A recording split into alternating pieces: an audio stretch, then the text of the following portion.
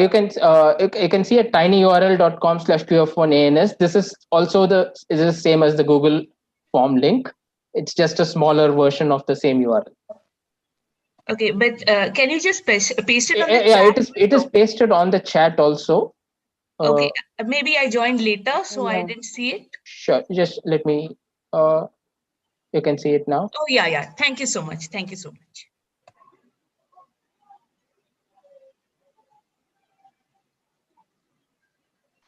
Yep, we are live.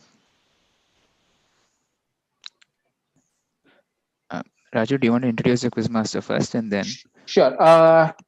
Welcome everyone to this the first edition of QF1 for this year. Our quizmaster for today is Ananya Upadhya. She's a first year college student and a avid quizzer and quizmaster. She runs a group called A Herd of Quizzers on Instagram, which is a pan India group for women quizzers. So I let her explain how it works, and she also has a WhatsApp group for women quizzers only. So if you're interested, you can contact her and join the group. And so I'll let her explain all that and how this quiz is going to work. So Ananya, go ahead. Thank you.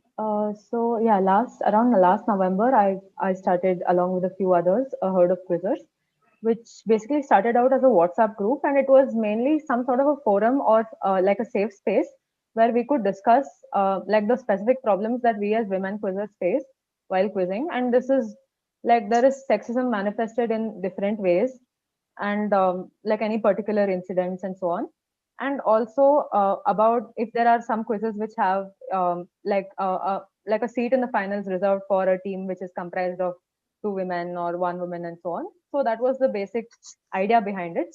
And then we moved to Instagram also in April this year, and we've been hosting regular quizzes. We have contribution. Our main thing is that all the quizzes that we host are set by women, so women contribute like questions about like there's an entire set about women in sports, women in literature, women authors, women in films, women in science, and so on, and also like general quizzes quite regularly. And I'd like to just mention that starting from this year, a few days back actually, we also broadened the scope to not just women but also to non-cis men. That is to say, everyone other than cis men, which includes transgender folks and everyone. And this is one step of ours which we took to make things more inclusive. So I think we can go ahead with the and before I begin, I'd like to thank QF1 for the support and for calling me on to host this. So can we do we start? Yep. You can you can start it. Right. So these are the rules. 20 questions. So if you've opened the form, you will see that you can put your own answers and also mark whether or not you've got it. So it's a quite a non-competitive event. We have no prizes and anything like that, which also means please do not Google or use any unfair means, because that spoils the fun, and it's not fair to others as well. So there is going to be 1 point per question and no part points. If a question has two parts, give yourself a point only if you've got both parts, and the links for submitting answers and checking the leaderboard. So I can go on to the first question. Right. So first question. An online article by Mental Floss deals with the story of Filippo Tommaso Marinetti and his crusade against pasta. He believed that pasta made Italians slow, obese, and boring, and instead wanted to promote rice as a staple diet. What punny title did Filippo give this piece? What punny title did Mental Floss give the piece about Filippo? And the answer to this can be cracked if you take into account the fact that Marinetti was having a fight against pasta, and also the fact that this is a starter question. So that would be one part of the answer. And the second part is, for what political reason did Marinetti's ideas of futurism and moving away from the slow and boring pasta towards a new and futuristic rice, which is seen in the in the Asian parts of the world, lose steam in the 1940s? So there are two parts. The first one is just like a one or two word answer, like a hyphenated answer, really. And the second part, a general explanation will do. And I want some particular keywords there. So two-part answer.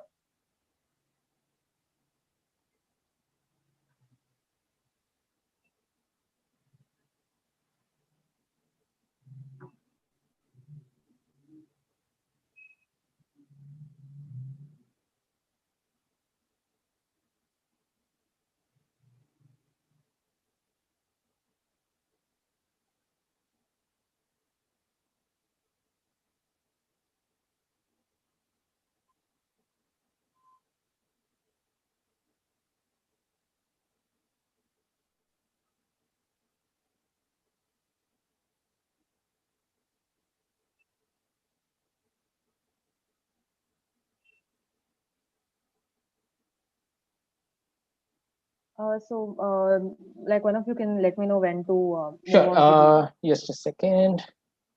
Don't start. I think we have enough time, right? I think we have about 45 seconds. Anyone who wants to answer this question on the mic, please raise your hands and we'll call on you. I can't see the list of participants, so you guys can only call. You can call. Okay. You're not able to see it at the No, bottom? like I'll have to. No, Just a it's second. because I'm in full screen, I guess, or something like that. I'm not able to see anything except for this. Okay. No one's raised their hands. Call. No one's raised. Yeah. No one's raised their hands. Okay. We have a few people raising their hands. Ishita, why don't you unmute yourself and go ahead answer? Yeah, so I know the answer to the first part. I think mental floss called it antipasta. Right, and any guesses for the second part? No idea. What about the other people who? Ujjwal, can you go ahead? Unmute yourself and you can answer. I'm going on a wild guess. Did he like go against Mussolini? Yeah, fair enough. I'll give it to you on that. So the answer is antipasta, as Ishitadi correctly explained, because it was going against pasta and therefore antipasta, which also means a starter dish in Italian cuisine. And in that sense, it comes from the word anti, which means before, as in anti-meridian, antebellum, and so on. But now the spelling has changed, and now this pun is possible. And the second part is basically because Hitler considered all this futurism and modernism as a sign of degeneracy, like he considered degenerate art, and therefore he wanted to stop all this. And so Mussolini was trying to curry favor with him, and hence his government started repressing Marinetti's efforts and closing down the shops which he had created to promote rice and so on. So that was the first question. Moving on. Question 2. When these were first used in 1973, they functioned as an early form of fake news. And they were erroneous facts which people believed because they seemed plausible. In fact, the word itself was coined containing a particular suffix that denotes like, such as in words used to describe robots which are similar to humans. However, the meaning of the word soon shifted to mean a trivial fact. And now linguists continually debate which of the two meanings should be accepted. And for now, dictionaries use both meanings of the same word. So they list both the meanings. So the question, simple, just one word answer. What's the good word? So you'll have to answer on the Google form. And once the time for answering has ended, we will call on you if you are interested in answering on the mic.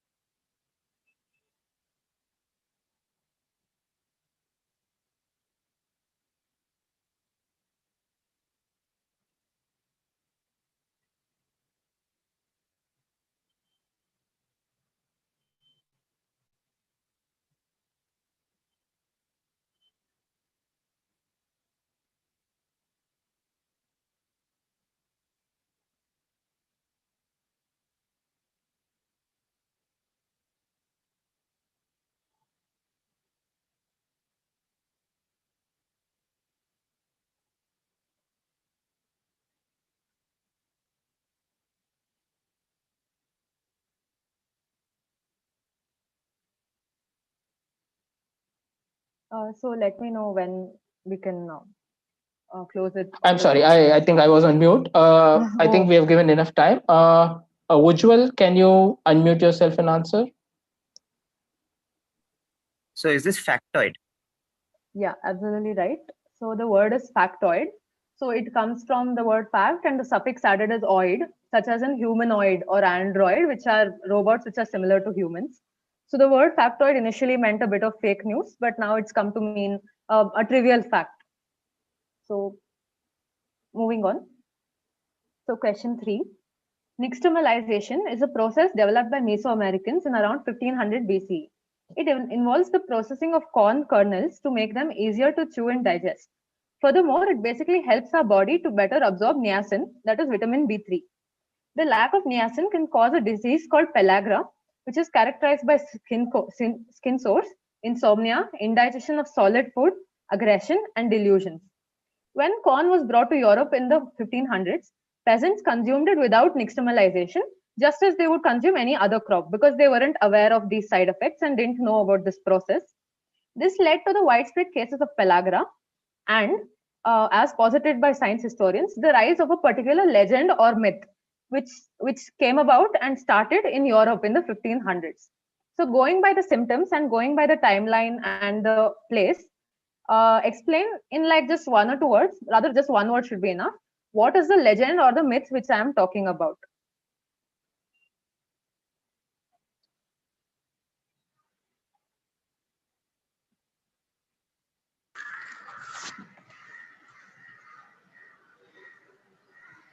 Please do wait before you give your answer. We'll once the time has ended, we'll call on uh, anyone who has raised their hands to answer over the mic.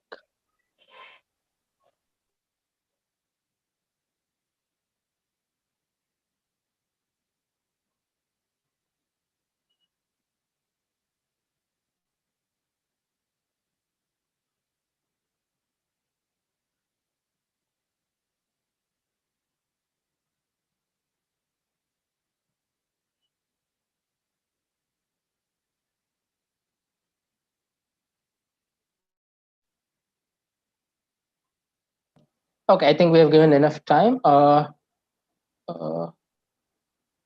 I see a couple of raised hands. People have already answered. Anyone else wants to answer?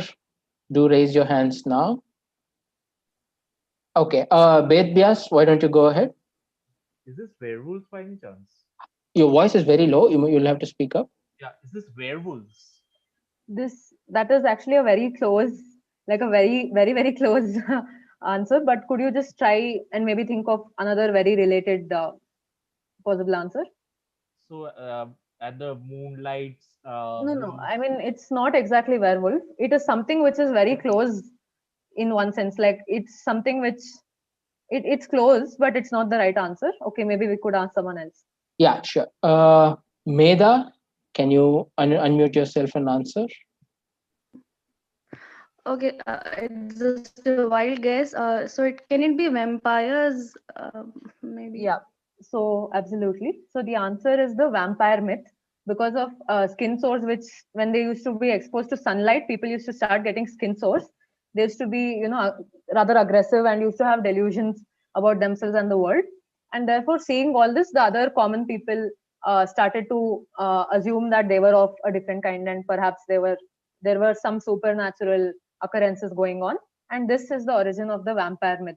Like one possible explanation behind the origin in Europe. Question 4. Despite being a conservative Republican who supported the Vietnam War, this man allowed his 600-acre farm in New York to be used for some specific event in the previous century. He even provided free food for that event at his own expense. This was largely because he felt it could help his business at the farm, which was a dairy farm, and also help close the generation gap. So he wanted to have a lot of young people coming to his farm. However, he passed away before anyone could find out the exact reason why he supported it, despite being a conservative and despite other locals in that area protesting the gathering of over 150,000 hippies at that particular place, where in reality they were actually around like 400,000. So a lot more than they were protesting. So simple answer, what event am I talking about? One word answer will do. So look at the fact that where the farm is located and the fact that there is a contradiction between his beliefs and the event.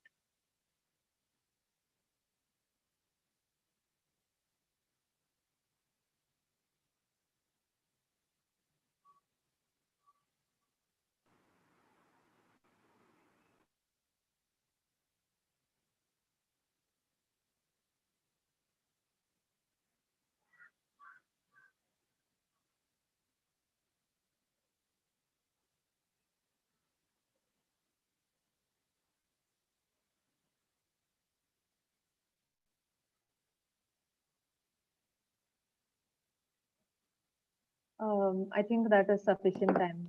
Sure. Uh, Ankit, why don't you unmute? Yeah, the Woodstock Festival. Yeah. So this is Nice. the Woodstock Festival in 1969 in Bethel, New York. And this man, like the farm of this man, was the land on which this festival took place. Great answer there. And moving on to question 5. Spontaneous X of an agitated Y is a research paper published in 2007 by researchers at Cambridge. To derive their results, they put Ys of various sizes and materials in a cube-shaped box, and then they mechanically rotated the box over 3,400 times. They found that the first instances of X appeared within seconds, and more than 120 distinct types of X's were formed throughout the experiment with so many rotations. So this study, the reason why they wanted to carry this out in the first place was that they wanted to shed light onto some daily problem which everybody faces. So the question is very simple. What is the daily problem I'm talking about? You don't have to give me X and Y specifically, but just a general explanation of the problem will do.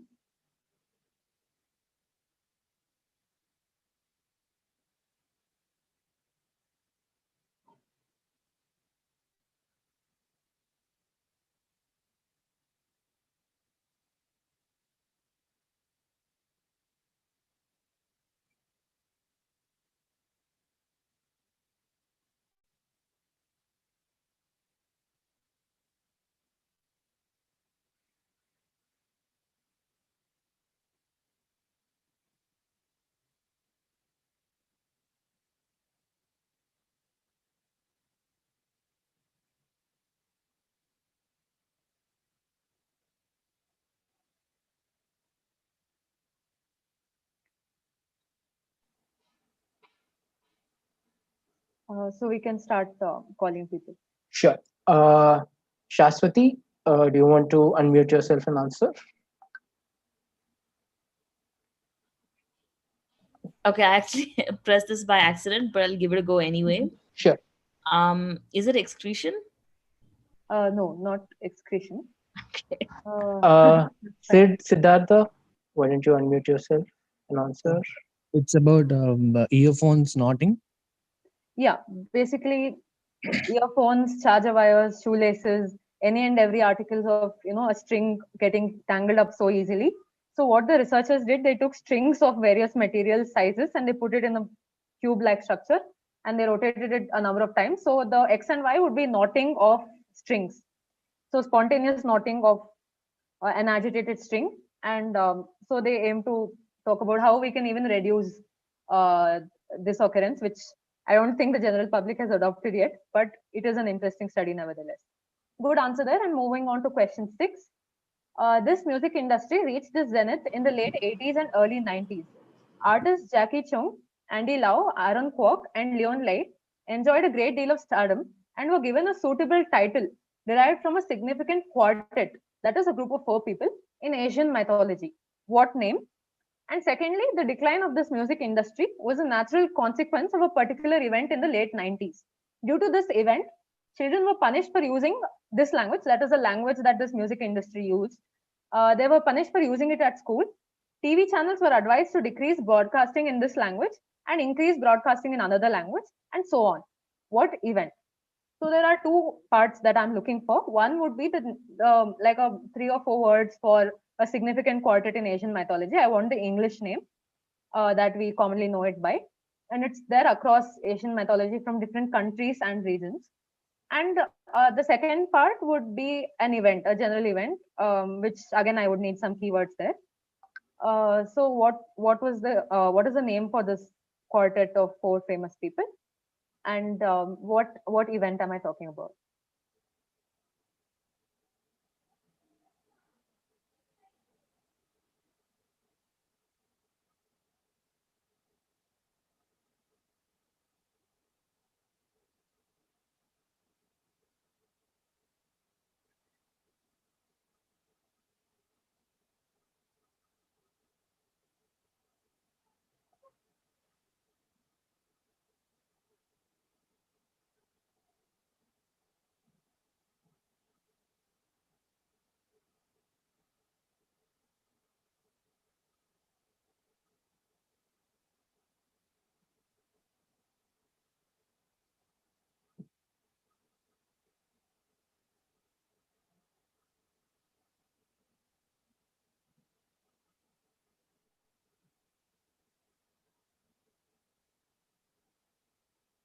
Right, I think that is sufficient time. Sure. Arjun, do you want to unmute yourself and answer? Yeah, so I don't know both the answers, but first one is Four Heavenly Kings. Right, great crack. It is in fact the four heavenly kings. And what would any guesses for the event, given the time period and the Asian background, Oh, do and you why want? they would try to be changing from one language to another? I know. I think it's English. I'm not sure, but I don't remember the events. So I'm sorry.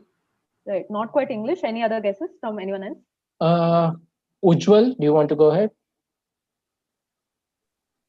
So I'm guessing the language is Korean here, and the event is probably Kim Jong Un's accession to power.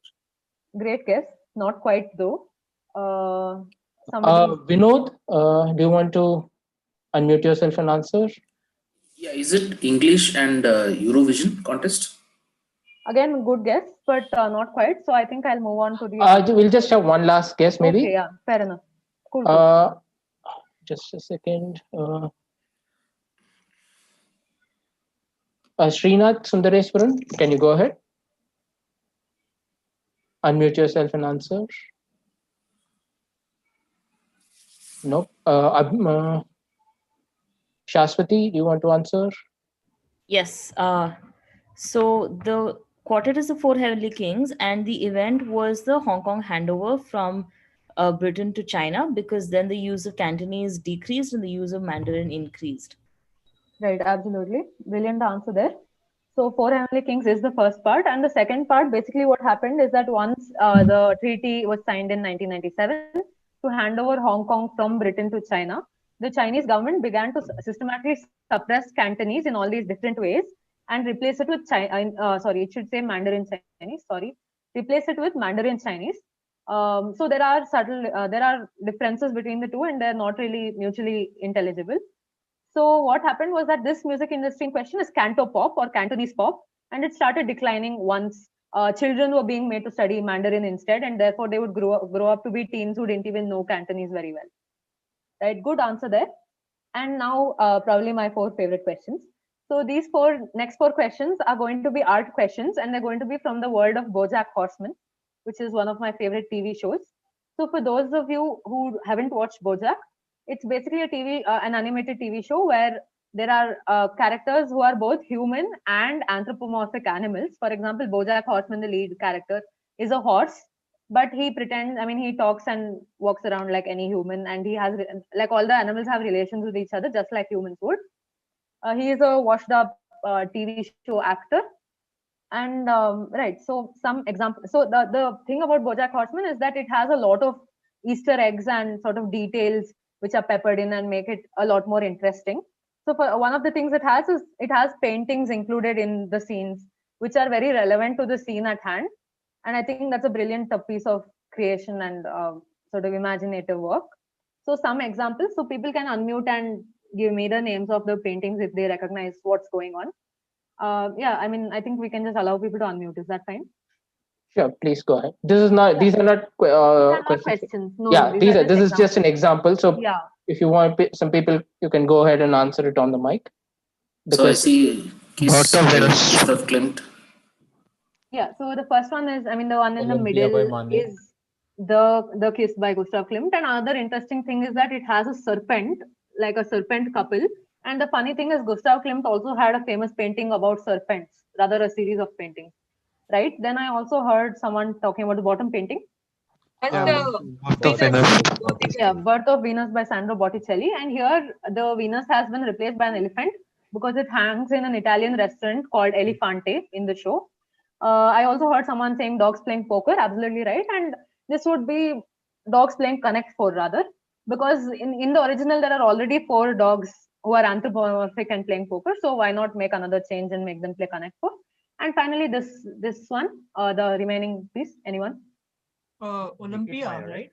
Yeah, Olympia this is Olympia by Eduardo Manet. And the funny thing here is that, of course, the lady has been replaced by a shark, but also the cat which sits on her bed has been made anthropomorphized and made to wear a dress.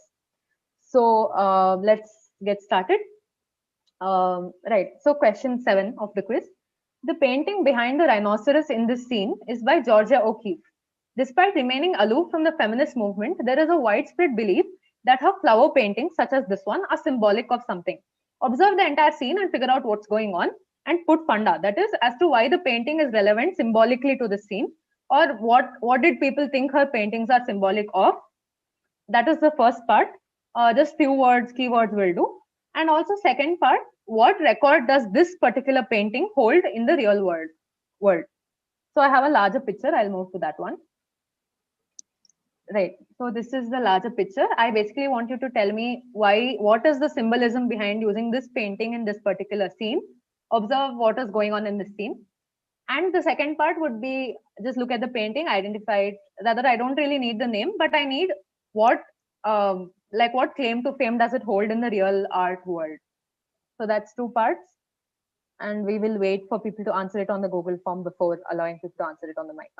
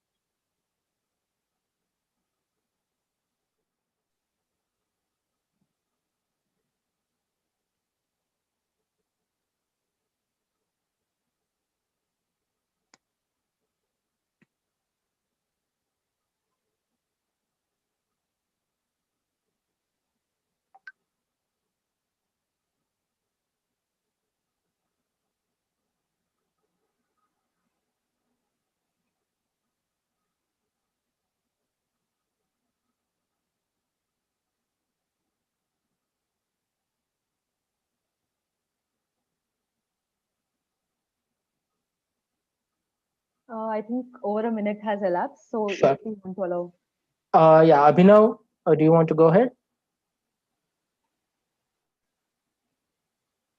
I guess not. Ankit Rati? Hello. Yeah, Abhinav, go ahead. Abhinav here. Yeah, Abhinav, Yeah, go ahead. so Ankit, just her wait. her flower paintings look like the female genitalia, basically. First Yeah, part. absolutely right. And for the second part? I'll guess the costliest painting by a lady artist. Yeah, so absolutely right on both counts. That would be, so this is the scene is set in a gynecologist office. As you could see, there were diagrams of like the female genitalia, and this people widely believe that Georgia O'Keeffe's flower paintings are symbolic of the female genitalia. And this particular painting, Jimson Weed White Flower Number One, as correctly guessed or maybe answered by Abhinav, it holds the record for the most expensive painting created by a woman artist. So that was the well-cracked answer to the seventh question. Moving on to the eighth. This is a recreation of Damien Hirst, The Physical Impossibility of Death in the Mind of Someone Living, in which the real sculpture or artwork is seen on the bottom, and he had preserved a dead tiger fish shark in a tank of vitrine to keep it preserved and prevent rotting. Now the same thing was recreated in BoJack Horseman as shown on the top. Now, apart from the boxer shots, what clearly visible change that you can see just by looking at these two pictures, and why was made by the artist behind the show while recreating the piece? So I basically want you to identify the change, which is like very obvious if you're looking at the two pictures, and also explain why these changes have been made, which is a very wise and a very sort of perspicacious change, because they've been very observant of everything involved while making this change. So I think this is a very crackable answer and not something which one would know from beforehand. So feel free to take any sort of guesses, and also keep in mind the setting of the show where animals interact as humans would.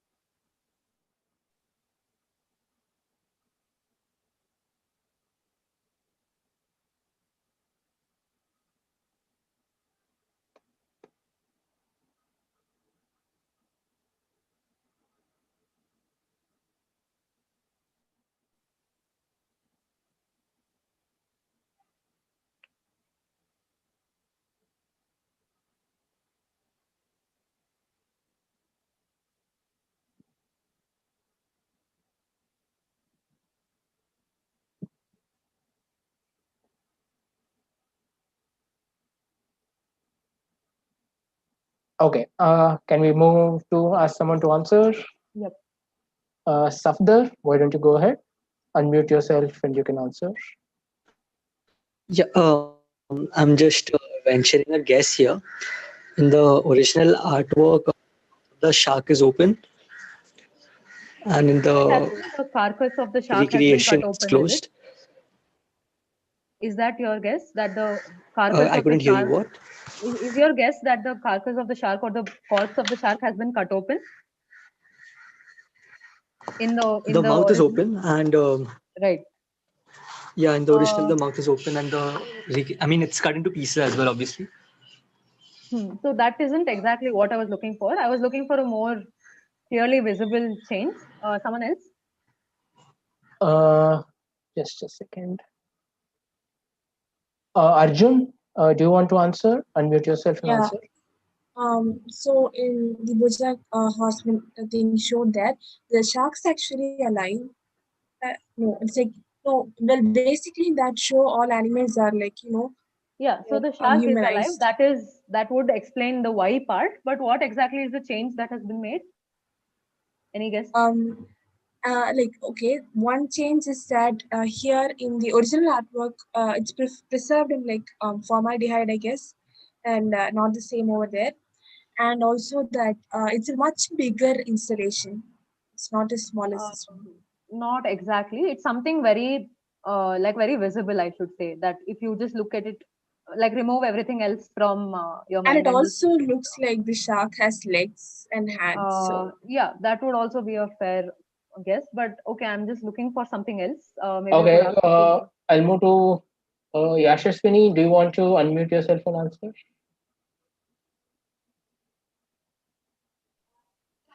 Yeah, I think it has to do. I had the same guess that the shark was alive, and maybe in the show it's actually kept in water and not vitrine. Right. So just think about the fact that in the latter, rather in the real one, the shark is dead. So how is it perfectly positioned in the middle of the painting? How is it maybe like how has Damien Hirst ensured that it stays in the middle? Maybe that would lead someone to the answer. Okay. Hari Karthik, do you want to answer? Why don't you unmute yourself and answer? Is it that in the original the shark is in pieces, but in the show they've kept the shark in one piece itself because the shark is alive? Yeah, so that is a good guess, and it would seem so from just looking at the painting. I think we should go ahead with the answer then. Sure. Because you've go come ahead. quite close. So what really happened is that in the real one, the frames which you can see in the middle, there are these two square holders which you can see in the middle, right? They are like white and stuff like that. So if you look at it from the inside, you can see that there's some sort of a steel frame there. And from that, there are strings to hold the shark in place, because otherwise a dead shark would just float to the bottom of this bottom of the tank. So therefore, these two things in the middle, these two dividers, which would make it seem like they were in parts, have been removed, because when you have a live shark like in BoJack, you don't really need any suspenders to hold the dead shark in midwater. Now, why this suspension is important for Damien Hirst's sculpture or artwork is because his whole idea was to remove the shark from its natural surroundings and put it in a very non-threatening place and see whether it still holds the same impact of creating fear in the minds of the viewer. And therefore, if it just sank to the bottom, it would not be very scary at all. So that is the change which I was looking for. On to the next question. So question 9. Shown here are a famous artist X's depiction of shoes.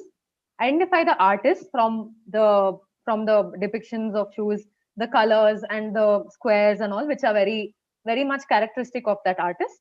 And also tell me that in BoJack Horseman's bedroom, a similar version hangs, but there has been one particular obvious or funny change made to these shoes. So in depicting the artwork in BoJack Horseman's bedroom, there has been a very obvious change, which comes from the fact that he is of a particular, of a particular species, one could say.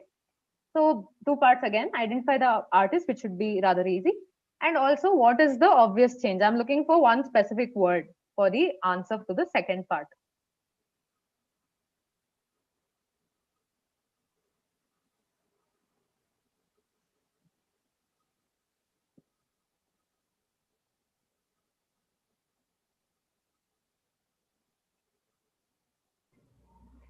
Sorry, which one is the one that's hung in his bedroom and which is the original? Right. So both of these are originals by the famous artist in question. I haven't showed the the version which hangs in his bedroom because that's practically the answer. I want you to just guess what is the likely change that a creative artist could have made while recreating it for BoJack Horseman specifically. So both of these are originals. So I just want what change could they have made for while recreating for BoJack's bedroom? Is there a bigger image available? Oh no, there isn't really a bigger image, but even it's not very relevant, I think, to cracking the answer. The text and all doesn't matter. It's just shoes. I haven't put in a bigger image. I'm sorry. I think that would be over a minute, but let's just give it some time since there were some questions.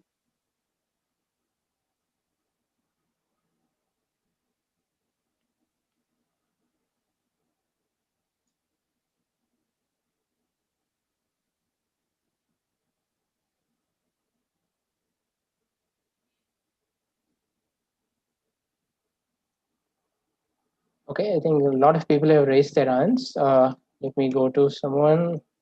Sure. Meg Mazumdar, why don't you go ahead? Unmute yourself and answer. Yeah, would they be horse? Yep. So that is one part. And any guesses for the artist?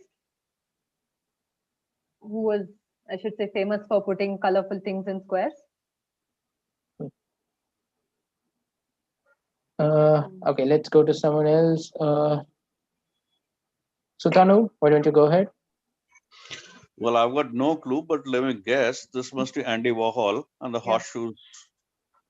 Yeah, absolutely right. So this is Andy Warhol who created those shoes drawings. And in BoJack's bedroom, there is a picture of horseshoes inspired by these, which hangs above BoJack's bed.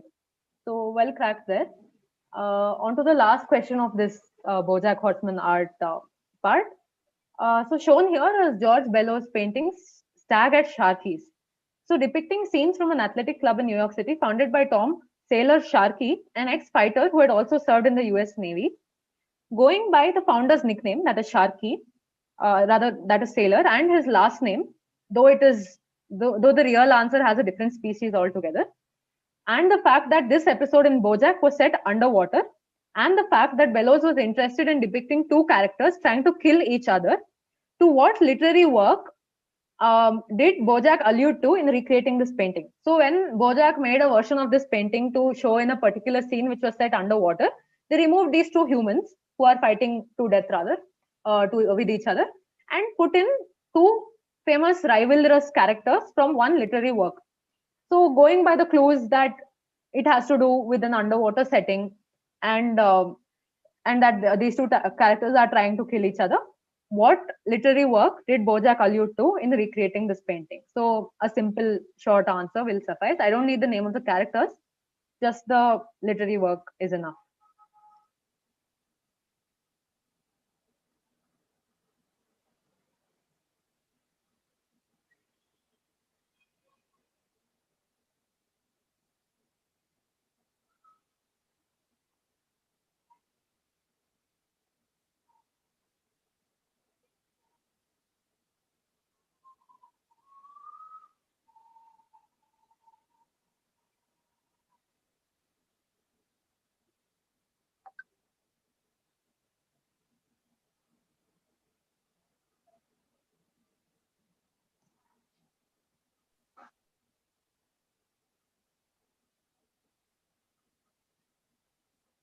Yeah, I think we can go ahead maybe. There are lots of people raising their hands. Sure. I'm trying to see if there's someone who hasn't answered yet. Hari Karthik, why don't you go ahead? This is Moby Dick. Yep. So the work is Moby Dick, and as you can see in this screenshot, the painting is recreated in the back where Moby Dick and Captain Ahab are fighting to death with each other, and this is a recreation of Stag at Sharkey's by George Bellows. So this is a scene which is set underwater. You can see all the other characters are, they are able to live a normal life, but BoJack Horseman, being a horse, has to wear a sort of oxygen tank. So good answer there, and that is the end of this BoJack Horseman part of the quiz. On to the other questions then. So question 11. Daily Hera Fairy Memes is an Instagram page by Mima Aksha Patak, where he attempts to make a meme out of every single scene in the Hera Fairy movies. And he makes these memes based on current happenings, like most memes.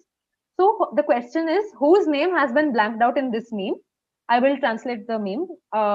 And this person whose name has been blanked out is infamous for remixes of old songs. He recently, rather that is to say in 2020, when this meme was made, he came under severe flack for remaking a 2009 song. And this criticism also included a very sharply worded criticism from the original composer himself, who celebrated his birthday a few days ago. So the meme says, people purane ganon ko haath mat laga, which means do not put your hands to old songs. That is to say, do not touch old songs. And the meme from Hera Fairy, where Sunil Shetty's character says, haath kya, main to pair bhi lagaunga, which means not only hands, I'm even going to touch them with my feet. And therefore, I'm going to mess with them very, very badly. So, a simple answer, I just need the name of a person who is infamous for his remixes, which do not sit well with everybody.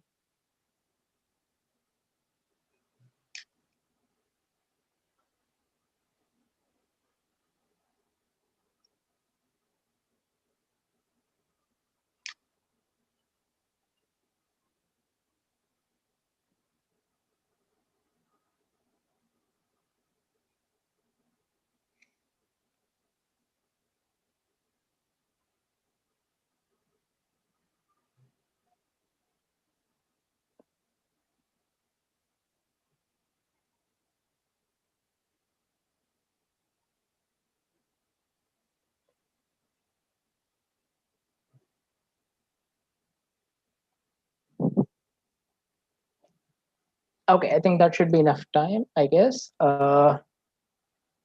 Nishal Mehta, do you want to answer? Why don't you unmute yourself and answer? Okay, so I think the answer is Tanish Bagchi.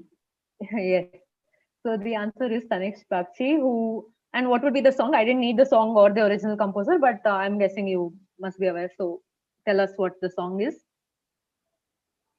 No, if you have any.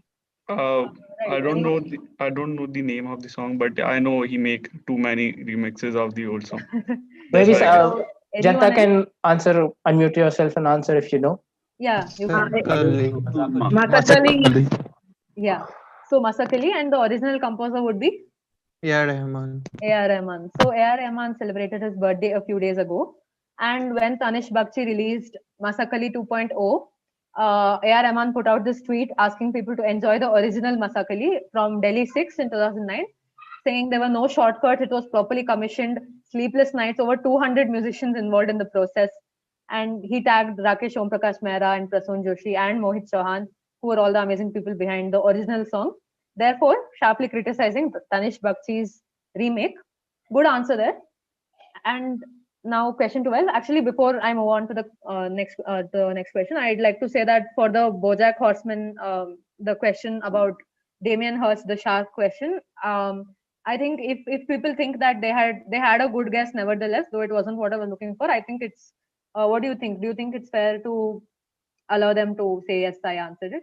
Sure, I would sure. say it's fair. Sure. Yeah, because it's a totally non-comp, and I wasn't looking for, as in, there are multiple interpretations of art, right? So I think it's fine if we allow people to answer yes if Sure. they think they cracked that, Yep. especially some of the answers on the mic, which I think were really good guesses.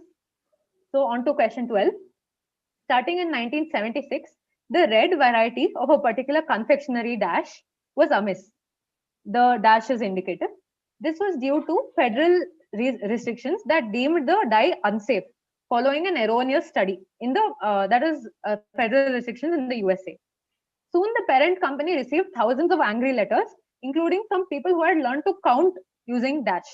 In fact, a society for the restoration of red dash was founded and had lots of college students who had learned to count using these, and also people who were emotionally attached to whatever confectionery this was. And the society was ultimately successful in its endeavor in bringing back the red dash in 1987. So first part, simply fill in the blanks. That is, what confectionery am I talking about? And secondly, in 2019, fans of a show set in 1985 noticed an anachronism, which means something which was not correctly timed. That is something in 1985 which shouldn't have been there, right? Because red dash showed up in one of the shots. So the question is which show? So fill in the blanks, and also second part, tell me which show set in 1985 am I talking about. So the important clues are highlighted. They had learned to count using this, and that they were red variety, which implies the presence of non-red varieties as well. And also the show should be rather simple if considering a show which airs now, which was set in 1985.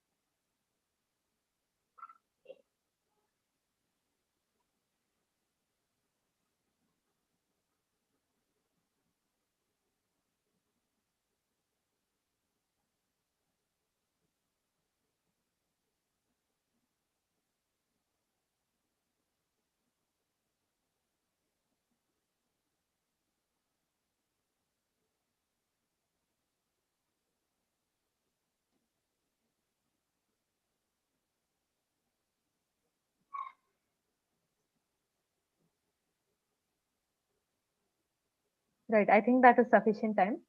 Sure. Suhas, do you want to answer? Unmute yourself. Are these M&Ms and Stranger Things? Yep, absolutely. So M&Ms, red M&Ms were particularly dropped from the packet because the red dye was considered unsafe by an erroneous study. And the TV show in question, rather the Netflix show in question, was Stranger Things. So as you can see in this scene, the character named Mike is giving the character named 11 M&Ms in 1985. And if you can see the packet, the close-up of the packet, there is a red M&M falling out.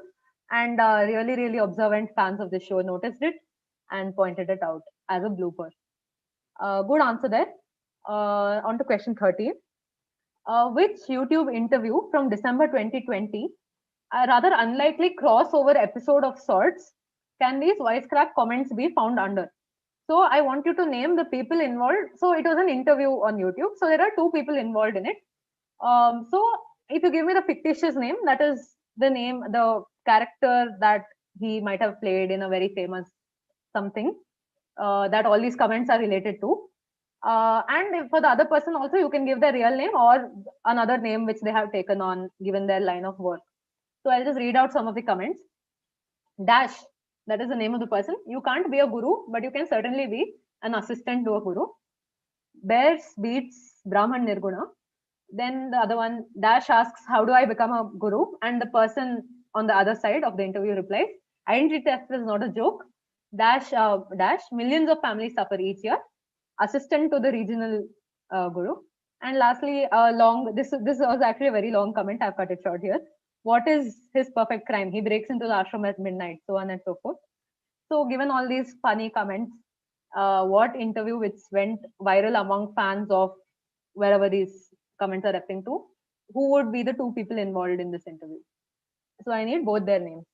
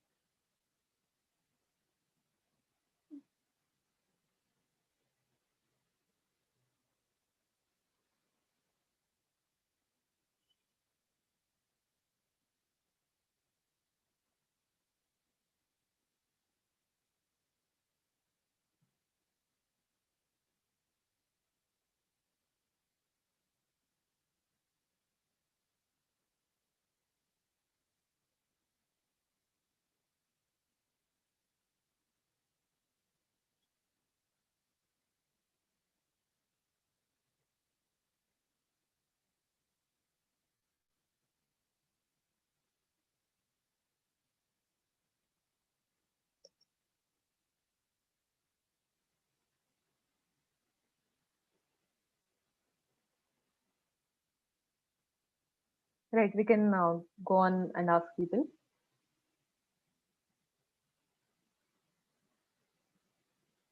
Hello. Yeah, I'm sorry. I was on mute. I saw Anirudh Krishnan had raised his hands. Do you want to answer? Yeah, sure, thanks. So, I know that one person is Sadhguru and Yeah. is the other person Rain Wilson? Yeah, so good answer there. So this is Rainn Wilson, who plays Dwight Schrute on The Office, and Jaggi Vasudev, who goes by the name Sadhguru. So for the answer, it's enough if you give me Dwight and Sadhguru or Dwight and Jaggi Vasudev, any permutation combination of the two names, but both names have to be there. So in the interview, Rainn Wilson asked, "How do I become a guru?" And people in the comments thought it would be funny if Sadhguru actually came out and said, "Identity theft is not a joke," because that is a famous line that Dwight says on The Office, where he says, "Identity theft is not a joke, Jim. Millions of families suffer every year." And does anyone want to unmute and say what is Bear beats Brahman Nirguna? What is the original version? You can just unmute and. The original Okay. version is when Jim is imitating Dwight is Yes. Bears beats and Battlestar Galactica. Absolutely. So Bears beats Battlestar Galactica, which is supposedly Dwight's entire personality summed up into 4 small words. Great answer there. I'm sure a lot of you have got it. Question 14. After the exit of someone in 2003 due to osteoarthritis, concerns erupted the world over about the feasibility of the process that had shot that particular someone to fame. However, scientists tracked down 4 individuals in 2016, namely Daisy, Debbie, Diana, and Denise, and used them as proof that the process was indeed feasible. They claimed that osteoarthritis was a natural occurrence in all individuals of their kind, and not just those who had been subject to that process, or rather, who had come about as a result of that process. So, the real questions about the process which are posed by people, however, are ethical in nature, and they aren't very much about osteoarthritis. Rather, they are ethical questions and quandaries. So the question is simple: who is this someone I'm talking about who had an unfortunate exit in 2003? And also tell me why these 4 individuals I've named here are particularly relevant for the concerns which were raised about that someone. So 2 parts again, and I think the names are a very good hint. Daisy, Debbie, Diana, and Denise should remind you of another name that could fit in this list. So who is this someone, and why are these 4 individuals relevant? Who are they to the someone? How are they related to the someone?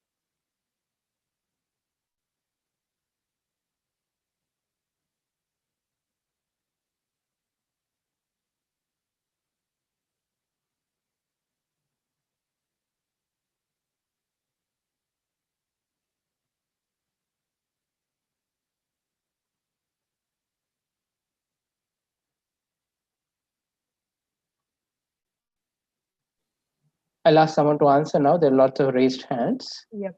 Paul Gatbird, you want to unmute yourself and answer? Sure. Is this Dolly the sheep that was cloned? Yes. And I guess it's her offspring? Not her offspring, because she died at the age of 6.5. So she hasn't had offspring. However, you're really close. Anyone else? Satish, do you want to unmute yourself and answer? Yeah, I knew the first part only, and the others are also fellow cloned ones. Okay. Yeah. So I think we can give it to them. So okay, sure. This is in fact Dolly the sheep, and these 4, Denise, Debbie, and so on, are all Dolly's sisters. Rather, maybe we should say half sisters, because they share only one parent. They were all cloned from the same ewe. That is female sheep. So this is Dolly the sheep. And so she passed away due to osteoarthritis in 2003, but her siblings are all hale and hearty, as can be seen here. Rather, they also have osteoarthritis, but the researchers are saying that this is characteristic of sheep as they age and not something that particularly came about as a result of cloning. So good answers. Now, another question on a lady's death in around the same time that was also debated the world over. The circumstances of her death have been studied by investigative agencies from different countries. However, it is unclear whether she died of getting struck in the head by shrapnel from a blast or from gunshot wounds. So, different countries have different takes on this. Ex-US intelligence employee Ken Robinson claimed that her enemies were supporting the former version, that is, that she died from shrapnel, so as to minimize the direct role of the attackers who killed her. And why they were doing this is because they were wanting to deny her a martyr's death, which was important in her religion. So simply name the lady who passed away in unfortunate circumstances around the same time as the previous question. And her death was also debated the world over. So given the clues and the circumstances which are unclear, uh, let me know the name of this lady.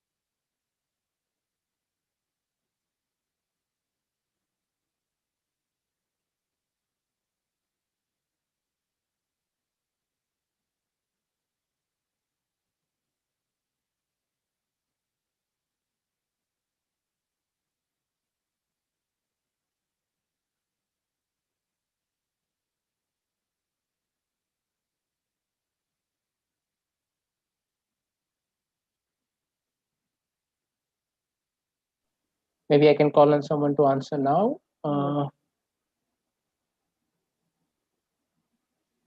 Shashwati, you want to answer? Hey, so this was Benazir Bhutto. Yep. So Benazir Bhutto, who was assassinated in the 2000s, and she died. It is still unclear whether she died. So there was a suicide bomb attack at the same time, and then she was also fired on by a gunshot. So it is still unclear of what she passed away first. As in, she was shot definitely, and that obviously hurt and injured her. But the question is whether the shrapnel from the blast itself, ricocheted off her car and hit her head and caused her death. So good answer there. This is Benazir Bhutto. Question 16. In the 1950s, the USA, that is the government, was desperately trying to get young children and teens to do something. Their parents had already been witness to some of the botched attempts in this vein or in this regard, and they were wary. Enter Elvis Presley. Before one of his live appearances on TV, he got this done, rather this process done, and therefore he communicated a very powerful message to his young audience and boosted the popularity of this. So what am I talking about, which is very relevant at present? Now, a few decades prior to this, someone with personal experience spearheaded a national campaign where people were requested for a donation of 10 cents towards this cause. Today, in his honor, the US coin equivalent to 10 cents commemorates this person. Who? So I need two parts. So what am I talking about? A few keywords there. And for who, I would need the name of the person who was spearheading a national campaign in this regard. So apart from the facts which are given, I have tried to put in some clues, boosted the popularity in this vein and so on. Hopefully that helps. So yeah, please answer on the Google form and let's wait.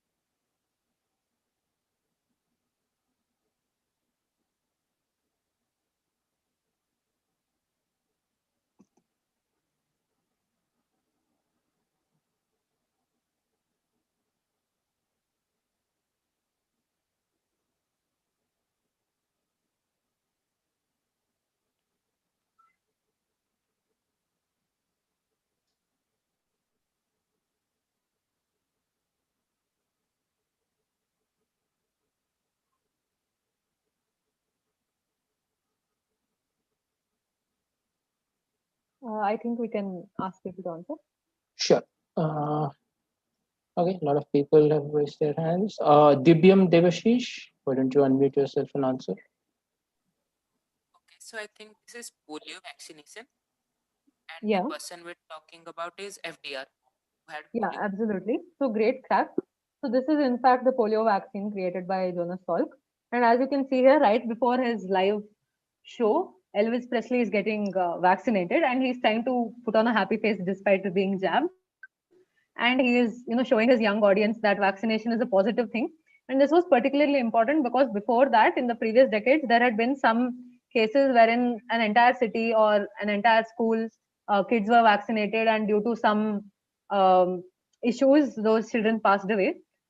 So parents were wary, but Elvis did play a great role in popularizing the vaccine and saying that it was a good thing. So he's like showing a thumbs up and saying that a vaccine is a great thing to have. And of course, the second part is Franklin Delano Roosevelt, who's seen on the dime coin shown here. And he himself was afflicted by polio. So he had started an organization called March of Dimes, where it was a national campaign to eradicate polio and to have people donate just a dime each to the cause. And so later in his memory, the dime was uh, like it was recreated to commemorate him, and it has his likeness today. Great answering there. And of course, it's relevant today because of the pandemic and the COVID vaccine. Now, finally, I wanted to have 4 tribute questions to people whom we lost in 2020. So let's go. So question 17. April 15th is celebrated as Jackie Robinson Day in the United States, but it was postponed to August 28 in 2020 due to the pandemic. Therefore, in an incredible turn of fate, it coincided with the death of an actor, X, who portrayed Robinson in his breakout film Y. August 28 also happens to be the birthday of comic book artist Jack Kirby, the co-creator of the character that brought X international fame. So basically, identify X, the actor whom we lost in 2020, and the breakout film Y, in which he portrayed Jackie Robinson.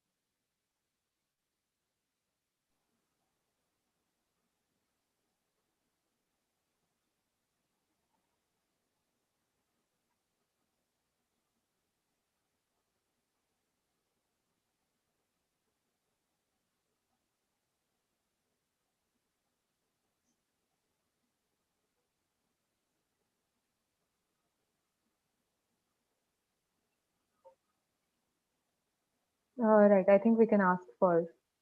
Sure.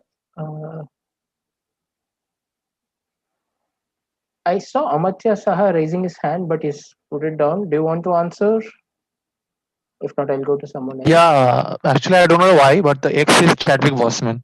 I forgot the movie's name. Sorry, could you repeat that? X is Chadwick Boseman. Right. So X is And Chadwick Boseman, and the film. Any others with guess? Just a second. Yeah, Ishita, why don't you go ahead? Yes, so Chadwick Boseman and the film is 42. Yep. So Chadwick Boseman and 42. So this is the poster of the film 42, in which he played Jackie Robinson. So Jackie Robinson was the first player of African American origin, the first black player to play in the Major League Baseball, therefore breaking the color barrier in American baseball. And Chadwick Boseman's breakout film was 42. Now on Jackie Robinson Day, what happens is that all the players and all the coaches and everyone on the field wears the jersey number 42 to commemorate Jackie Robinson. And of course, we know him best as Black Panther, and the film is 42. Now question 18. So shown here alongside Tupac, so that is behind Tupac, is MF Doom, who passed away in 2020. And in fact, most of his fans didn't even know that he had passed away until 2 months later when his family publicly announced it. Now, MS, which stands for Metal Face, he was instrumental in changing the general perception that rap music is not intelligent by way of his amazing lyrics filled with references, including to Occam's Razor and Othello. Now, one of his tracks includes the line, touch the mic and get the same an Arab will do to you for stealing. Now, this is not a racist line, or rather, not meant to be racist or interpreted narrowly in the sense of Arab as in someone from UAE or Saudi Arabia, but in a more general geographical sense. Rather, it is a reference to a particular artifact. Now, that artifact is among the earliest, which refers to the act of stealing. What artifact is this a reference to? And the fact that some sources think he meant to spell it stealing in as in STELENING, that is a steal, is another clue. So I just need the name of the artifact, given the clues that there is a reference to Arabia in the geographical sense, and that it has something to do with the act of stealing, and also the other spelling of stealing. So I just need the name of an artifact, a few words, a few keywords.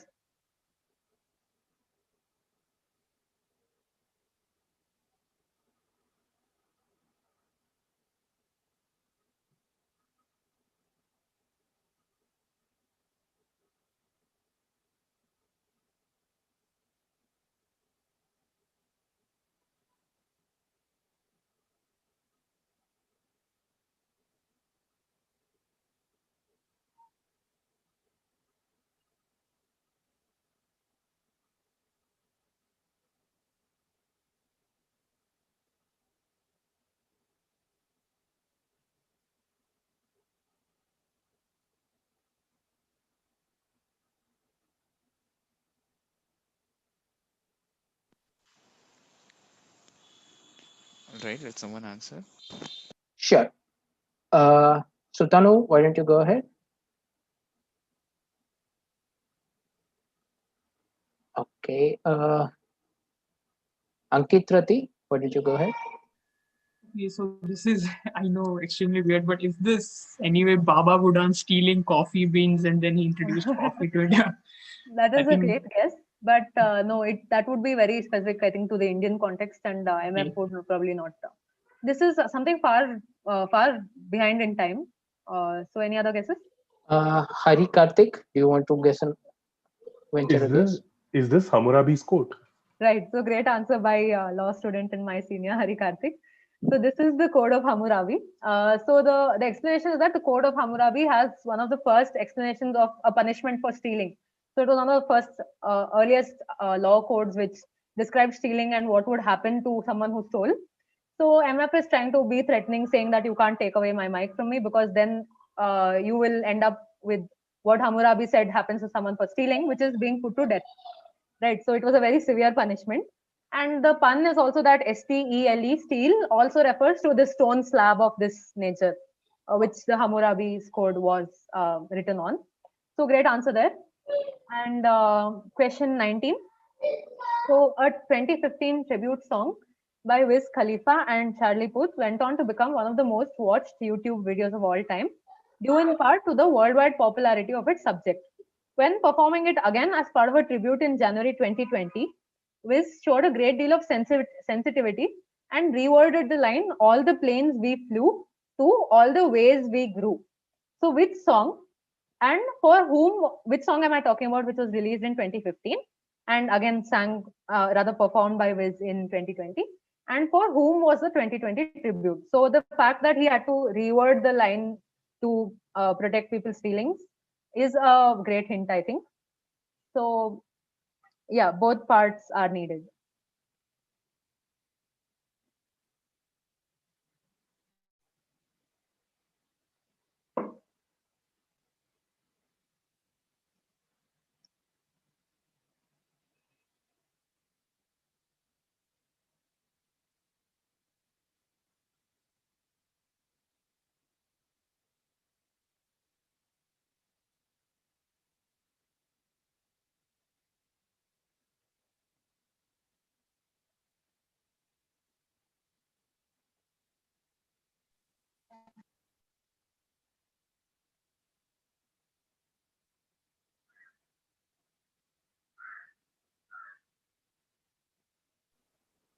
Okay, I'll go to someone now. Lots of raised hands. I'll go to someone who hasn't answered yet. Amartya Saha, why don't you unmute yourself and answer?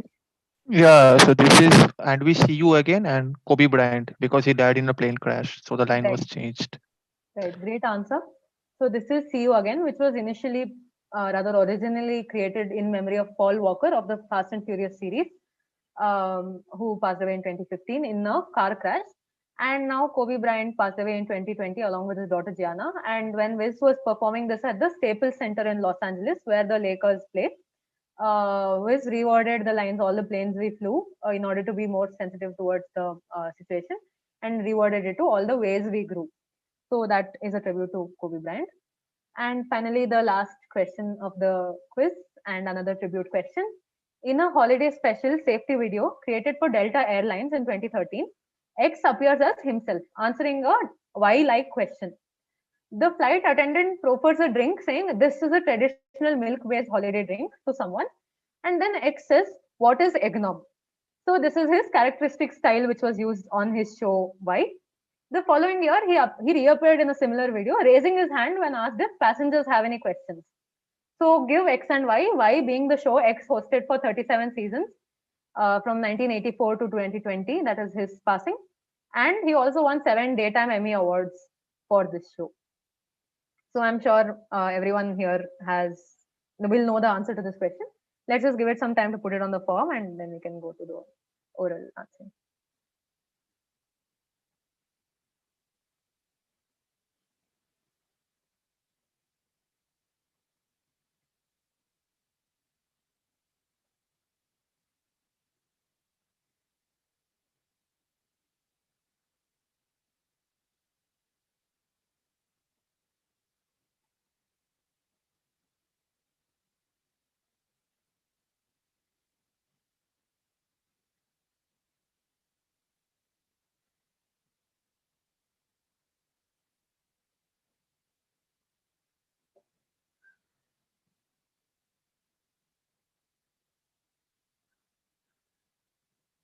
Right, I think we can ask you to unmute. Sure. Suhas, do you want to answer? Hi, is this Alex Trebek in Jeopardy? Right. So this is Alex Trebek of Jeopardy fame, who passed away in 2020 following 2 years of battle with pancreatic cancer. Or if we say it in the Jeopardy style, who is Alex Trebek and what is Jeopardy? Right. So that brings us to the end of the quiz. Thank you all for taking part, and thank you all for taking part. It really means a lot, and thank you for coming along and supporting our venture. Sure. Thank you very much, Ananya. That was a lovely quiz, and thanks to all the participants who stayed back. We'll have another edition or the next edition of this same QF1 in 2 weeks on January 23rd. Watch out for our announcements on our WhatsApp QFI announcement groups, on our Twitter page, and on our Facebook page. And